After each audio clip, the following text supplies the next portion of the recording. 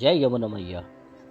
आज आपको लेकर चलते हैं चार धाम में एक महत्वपूर्ण तीर्थ स्थान यमुनोत्री माता के दर्शन के लिए। ये स्थान अपने आप में एक अद्भुत स्थान पर स्थित है और यहाँ तक पहुँचने की यात्रा आसान तो बिल्कुल भी नहीं। तो चलिए शुरू करते हैं। ये यात्रा हमने शुरू की 4 जून 2023 को। सुबह हम लगभग 7 बजे अपने होटल से निकले और यात्रा शुरू की। यात्रा का मार्ग जैसे जैसे पड़ाव आगे बढ़ता जा रहा था, यात्रा आगे बढ़ती जा रही थी, ये सुंदर होता जा रहा था। लेकिन थोड़ी दूर जाने पर ही हमें एक जगह दुबाटा मेडिकल, यहाँ पर हमारी मेडिकल जांच भी होनी थी और हमारा जो यात्रा पंजीकरण है उसकी भी जांच होनी थी। तो दोनों ही जांच हमने यहाँ करवाई और उसके बाद हम आगे की ओर चल पड़े। लेकिन कुछ ही दूर आगे जाने के बाद खरादी गांव में रास्ता रोक रखा था पुलिस प्रशासन ने और हमें होटल वाले ने कल ही बता दिया था कि जो कल के यात्री निकले हैं वो अब तक वापस नहीं पहुँचे थे, तो रास्ता बंद है। लेकिन जब हम यहाँ पहुँचे तो अच्छी खबर ये मिली कि यात्रा का लिए रास्ता खुलने वाला है।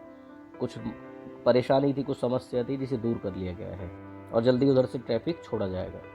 तो इतनी बड़ी यात्रा है, इतनी महत्वपूर्ण यात्रा, यदि आप सीजन में करते हैं तो कुछ जाम के लिए तो अवश्य तैयार रहें। और थोड़ी देर बाद हमारी यात्रा शुरू होगी। रास्ता हमेशा की तरह बहुत खूबसूरत और लगभग 10:40 पर हम खरसाली पहुंच चुके थे। ये जो आप सामने देख रहे हैं, ये खरसाली, ये वो महत्वपूर्ण पड़ाव है जहाँ से यमुना माता की यात्रा या यमुनोत्री धाम की यात्रा पैदल या घोड़े से शुरू की जाती है। वो पार्किंग से लिया गया दृश्य था। आपको जो पैदल यात्रा मार्ग है वहाँ तक पहुँचने के लिए, यदि आप घोड़ा या पालकी करना चाहते हैं तो भी वहाँ तक जाने के लिए आपको लगभग 1 से 1.5 किलोमीटर आपको पैदल ही चलना होगा। तो हमने भी इस यात्रा को ऐसे ही करना शुरू किया और ये ऊपर से नीचे की ओर आना होता है, तो हम नीचे ही आ रहे थे। और लेकिन आप देख सकते हैं, मतलब यात्री के लिए क्या कहें कि आपकी इच्छा शक्ति होनी चाहिए। बहुत बहुत वृद्ध यात्रियों को भी हमने इस यात्रा को सफलतापूर्वक करते देखा।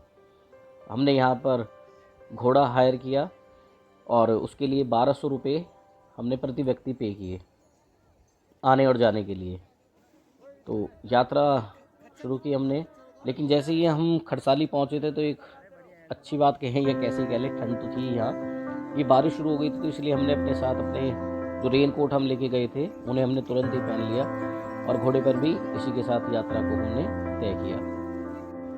आपको मैं एक और चीज़ बताना चाहूँगा, यदि आप किसी बीमारी से, बीपी, शुगर या कोई भी सामान्य दवाइयाँ चल रही हैं तो इस यात्रा के दौरान आप अपनी दवाइयों को अवश्य ही साथ रखें। और यात्रा के दौरान प्रशासन के द्वारा जगह जगह पर जो मेडिकल चेकअप पॉइंट्स बनाए गए हैं तो वहाँ पर अपनी जाँच कराते रहें और अपनी दवाइयों का अवश्य ध्यान रखें। इसके अलावा एक अच्छा सा रेन कोट और जूते भी आपके पास होने चाहिए। इसी क्रम में हम यात्रा में आगे बढ़े और पहला पड़ाव लिया और जैसे आगे बढ़ते जा रहे थे तो ऊंचाइयों के साथ ही जो शुरुआत में बर्फीली चोटियाँ दिखाई दे रही हैं वहाँ से बहुत दूर दिख रही थी, लेकिन हम धीरे धीरे इनके पास पहुँचने लगे थे।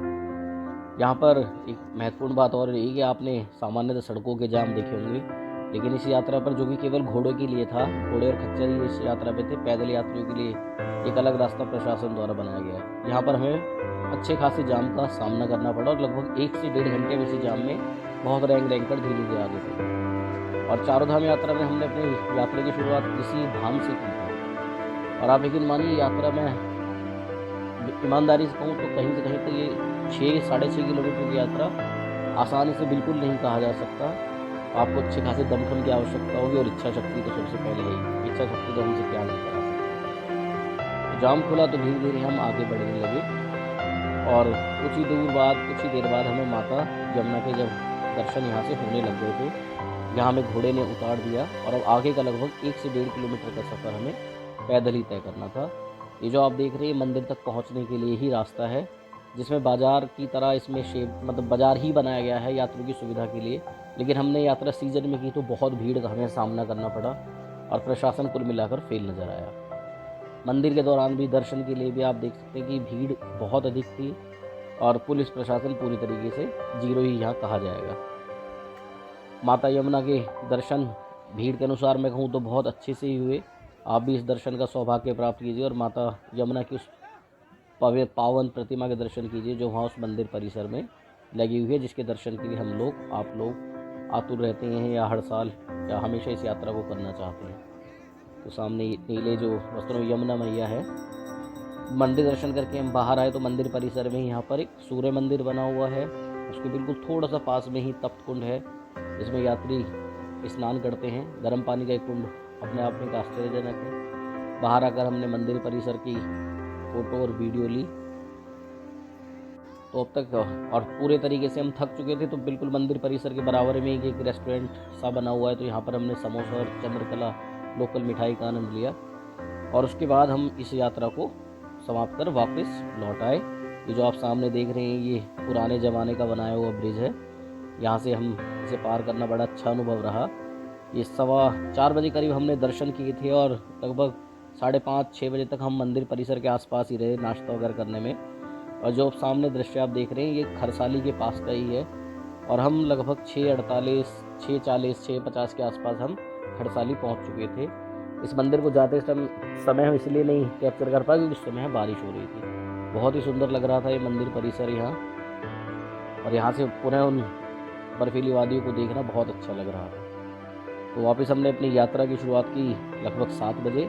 इस समय अब दिन सा निकल रहा है, लेकिन इस समय यहाँ पर 7 बजे हुए हैं और रात को लगभग हम 9:45 पर अपनी यात्रा को समाप्त कर वापस अपने होटल RD रेजिडेंसी बड़कोट पहुँच चुके थे। तो यात्रा कुल मिलाकर एक शानदार सफ़र हमारे लिए यादगार